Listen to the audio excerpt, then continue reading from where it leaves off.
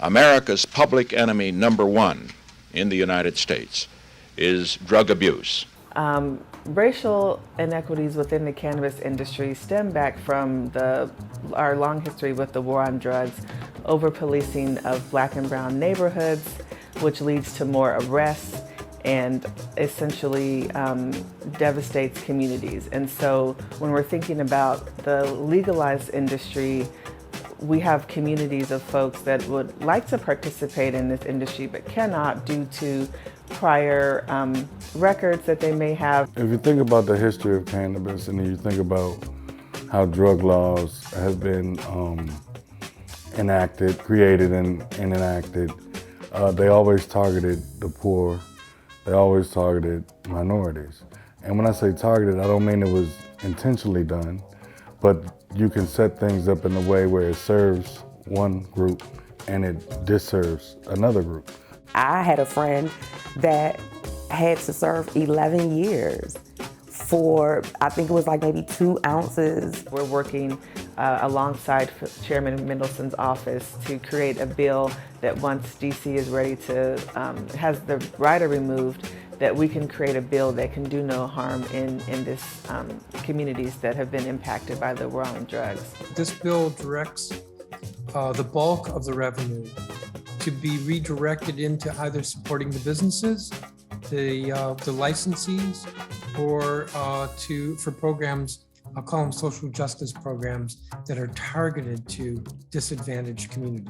What we're seeing in the cannabis industry is it's starting to shape up where you're going to have these big mega companies, and then it'll trickle down to the small person, when the small person is the one that really took the risk, really came with the innovation and came with the creative ideas that really shaped the cannabis industry for what it's known as now.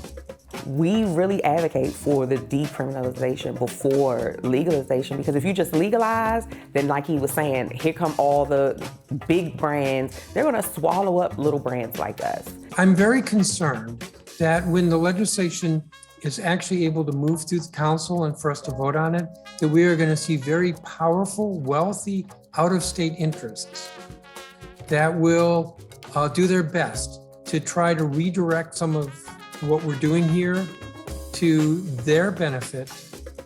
They will make arguments about how what they propose is best for local businesses and residents, but in reality, they will be out-of-state operators. DC has really provided a kind of a launching pad, a launching ground for cannabis. People come from West Virginia and North Carolina and Baltimore and beyond, New York, Pennsylvania. So a lot of people where cannabis isn't accessible in their state will come to DC to find cannabis, and I think that we should be taking advantage of that.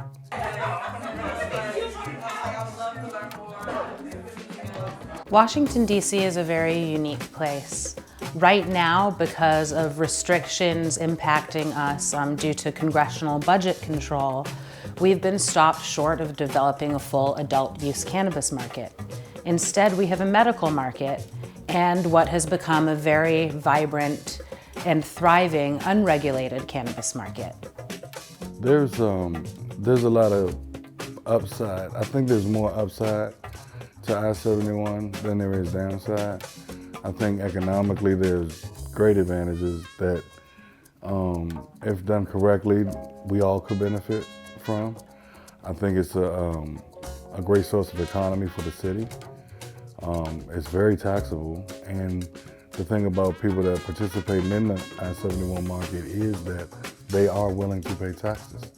They are willing to come into an infrastructure in which they can pay to maybe have some ownership or pay to have some kind of legalization or protection under the law, the same way any other business owner or entrepreneur would have.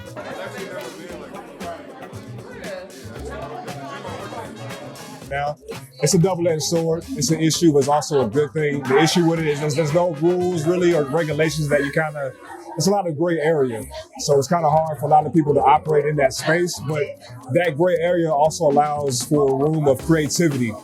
I very much hope that in the future we see an adult use market start in DC, that Congress gets out of our way so that we can fulfill the will of DC's voters.